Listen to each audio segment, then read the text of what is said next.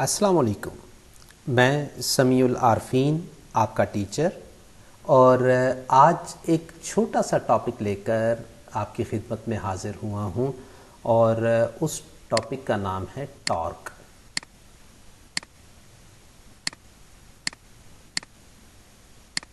Torque torque क्या है आज हम पढ़ेंगे।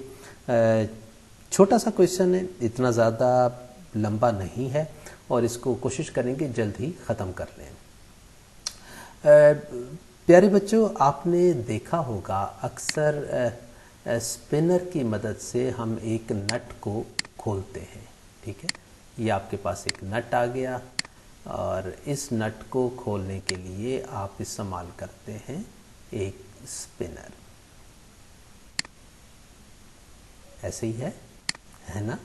ओके, तो देखो ये है पॉइंट ऑफ रोटेशन। यहाँ से ये जो नट है ये रोटेट करता है अगर आप फोर्स यहाँ पर लगाते हैं। ठीक है, तो जब आप फोर्स यहाँ पर लगाएंगे तो यहाँ पर नट जो है वो रोटेट करेगा और इसका जो रोटेशन है हम उसको टॉर्क कहते हैं और टॉर्क बराबर होता है आर से मुराद पॉइंट ऑफ रोटेशन से अप्लाइड फोर्स तक का डिस्टेंस। यहाँ पर रोटेशन हो रही है तो इस पॉइंट ऑफ रोटेशन है ये, और जहाँ पर आप फोर्स अप्लाई करते हैं यहाँ का डिस्टेंस मैं इसे आर कह रहा हूँ and it is a vector quantity.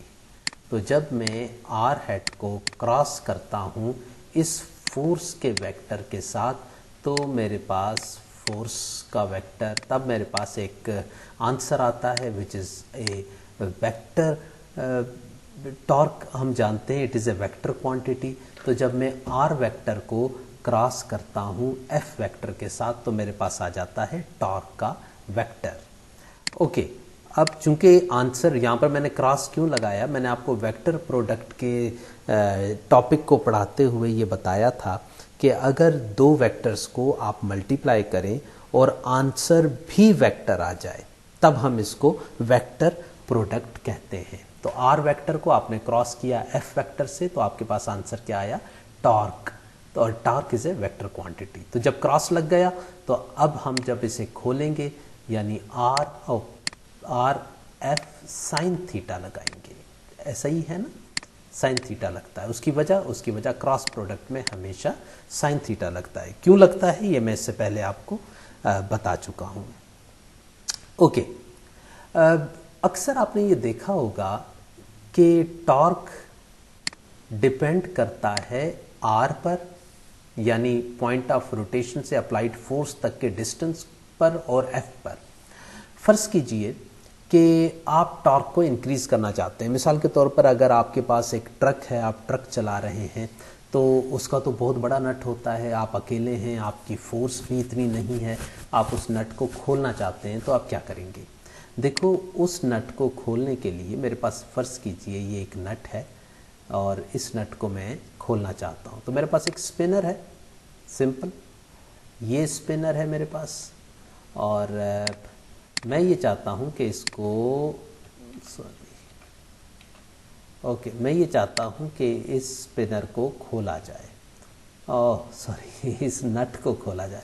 तो इस नट को खोलने के लिए मेरे पास फोर्स सफिशिएंट नहीं है। फ़र्ज़ कीजिए कि मेरी जो फोर्स है वो सिर्फ और सिर्फ 100 न्यूटन ही है, 100 न्यूटन। ठीक है, तो मैं फोर्स को तो बढ़ा नहीं सकता हूँ भी अकेला। तो मैं क्या करूँगा कि इस आर को बढ़ा दूंगा because torque is directly proportional to R and torque is directly proportional to F. अगर आप ध्यान से देखें यहाँ पर तो आपको टॉर्क भी डायरेक्टली प्रोपोर्शनल भी है आर के और टॉर्क डायरेक्टली प्रोपोर्शनल एफ के भी है। तो आप अगर टॉर्क बढ़ाना चाहते हैं तो एफ बढ़ा दें। अब एफ तो आप बढ़ा नहीं सकते इस कंडीशन में, इस शर्त में, इस एग्जांपल में, क्योंकि आप अकेले हैं, रोड पर खड़े हुए हैं। तो आप आर की कीमत को बढ़ा सकते हैं। आपने अक्सर देखा होगा ट्रकों के साथ एक बड़ा सा वो इस के ऊपर एक पाइप सा चढ़ा देते हैं, है ना, एक बड़ा सा पाइप चढ़ा देते हैं और अब वो यहाँ पर फोर्स लगाते, बल्कि बाज़ औक़ात तो मैंने यहाँ पर उस कंडक्टर को चढ़े हुए भी देखा है, क्योंकि मैं जीटी रोड पर अक्सर सफ़र करता रहता हूँ। तो अक्सर ट्रक ड्राइवर उसके ऊपर, इस स्पिनर के ऊपर पाइप लगाकर, इस पाइप के ऊपर उस लड़के को खड़ा कर देते हैं जो कंडक्टर है। अब उसमें होता क्या है, उसमें होता यह है कि ये पॉइंट ऑफ रोटेशन है और पहले डिस्टेंस यहाँ तक था, अब डिस्टेंस आर यहाँ तक बढ़ गया है। यानी फ़र्ज़ कीजिए अगर पहले 5 था तो अब ये 10 हो गया है। तो अब चूंकि ये 10 हो गया है, लिहाजा टॉर्क की वैल्यू जो है वो बढ़ जाएगी। ऐसा ही है ना, 1000 न्यूटन मीटर हो जाएगी। लेकिन इससे पहले ऊपर वाली एग्जांपल की अगर मैं बात करूं तो आपकी फोर्स यानी टॉर्क बराबर था आर एफ साइन थीटा के, आर एफ साइन थीटा के। तो ऐसे में आर की कीमत आपके पास 5 थी और एफ तो आपकी कांस्टेंट थी, ठीक है। तो और हाँ, साइन 90 डिग्री लग रहा है, साइन 90 डिग्री लग रहा है, बिकॉज फोर्स और डिस्प्लेसमेंट के दरमियान एंगल 90 डिग्री का है। तो ये तो 500 आंसर आ रहा था, 500 times sine 90 and we know that sine 90 is equals to 1। तो आपके पास क्या आंसर आ गया, 500 न्यूटन मीटर। तो आपने नोटिस किया कि आपने टॉर्क को किस तरह से इंक्रीज़ किया। अगर आप, जाहिर है आपकी अपनी फोर्स तो आप चाहते हुए भी चेंज नहीं कर सकते, लिहाजा आप चेंज कर देंगे आर को और इस तरह से आपकी जो फोर्स है वो बढ़ जाएगी, टॉर्क इंक्रीज हो जाएगा। ओके, अब यहाँ पर एक डेफिनेशन अगर मैं कहूँ ज़रा सी मुश्किल हो जाएगी इसी पेज पर पढ़ने के लिए आपको। देखो, अगर हमारे पास एक डिस्प्लेसमेंट है, मिसाल के तौर पर आपके पास ये एक बॉक्स है, ठीक है। मैं इस बात को आसानी से करने के लिए, आसानी से समझाने के लिए आपको एक एग्जांपल दे रहा हूँ। ये एक बॉक्स है और मैं ये चाहता हूँ कि इसे घसीट कर यहाँ पर ले आऊँ, ठीक है। और डिस्टेंस कितना है, डिस्टेंस है 5 मीटर। मैं इसे घसीटना चाहता हूँ यहाँ पर खड़ा होकर, जबकि मैंने इसे रस्सी से बांध रखा है, ठीक है। ओके, मैं इसे घसीटना चाह रहा हूँ तो मैं लगा रहा हूँ फोर्स, है ना। ओके, जब मैं फोर्स लगा रहा हूँ तो फोर्स के 2 कंपोनेंट्स आ जाएंगे, ऐसे ही है ना। फोर्स के 2 कंपोनेंट्स आ जाएंगे। नोप्स गलत हो गया, ये तो एग्जांपल दे दी मैंने आपको वर्क की। मैं ये चाहता हूँ कि, बल्कि कुछ भी नहीं चाहता, इसको चेंज कर देते हैं, एग्जांपल को चेंज कर रहा हूँ मैं। ये आपके पास एक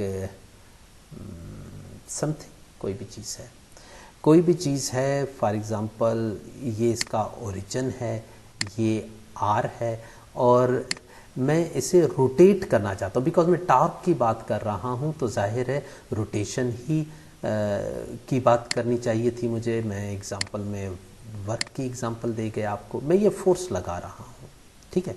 मैं फोर्स लगा रहा हूँ यहाँ पर और फॉर एग्ज़ाम्पल ये रॉड है, ये रस्सी है और मैं इसे खींच रहा हूँ। ओके, मेरे पास इस फोर्स के 2 कंपोनेंट्स हो जाएंगे।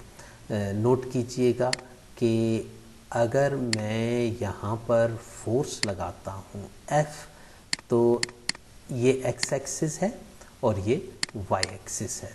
तो F के 2 कंपोनेंट हो जाएंगे। x की तरफ जो बनेगा वो बनेगा F cos थीटा और जो y की तरफ बनेगा वो बनेगा F sin थीटा।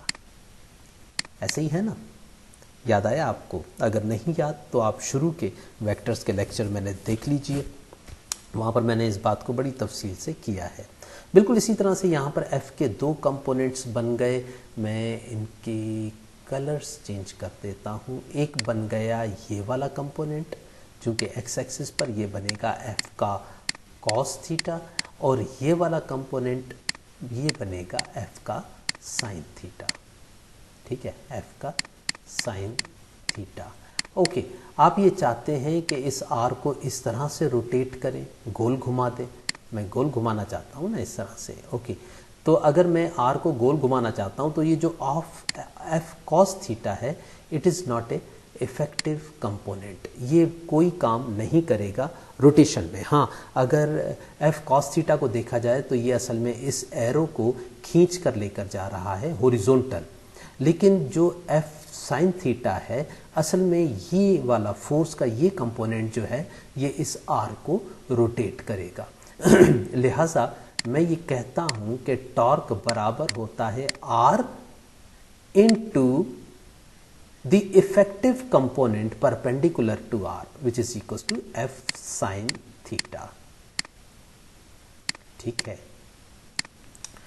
तो मैं इस बात को फिर से दोहरा देता हूं कि ये आपके पास एक आर है, आप ये चाहते हैं कि आप इसे रोटेट करें। रोटेट करने के लिए आपके पास दो कंपोनेंट्स नमूदार हो गए, एक एफ कॉस थीटा, याद रहे जब भी आप फोर्स लगाएंगे ये दो कंपोनेंट्स खुद ब खुद पैदा हो जाएंगे, एफ कॉस थीटा और एफ साइन थीटा।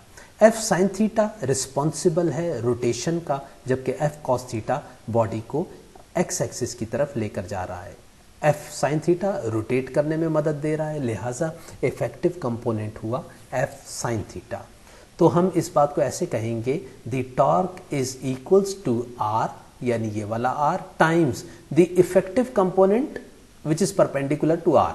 अब आर के साथ परपेंडिकुलर कौन सा है, ये है एफ साइन थीटा, तो एफ साइन थीटा आपके पास आ जाएगा। अगर मैं इसे ओपन करूं तो आर एफ साइन थीटा, ये तो वही बात हो गई जो इससे पहले की थी, आर एफ साइन थीटा की। ये देखें टॉर्क बराबर है आर एफ साइन थीटा के। इसमें आर वो डिस्टेंस है times the effective component perpendicular to R. यहाँ पर भी देख लीजिए ये आर है और हमने परपेंडिकुलर कंपोनेंट लगाया है एफ का which is equal to F sine theta. ठीक है, हमेशा आर के परपेंडिकुलर वाला कंपोनेंट यहाँ पर लगेगा टॉर्क के। तो उम्मीद है ये छोटी सी बात आपको समझ आ गई होगी। ओके, मुझे दीजिए इजाज़त। अल्लाह हाफिज़।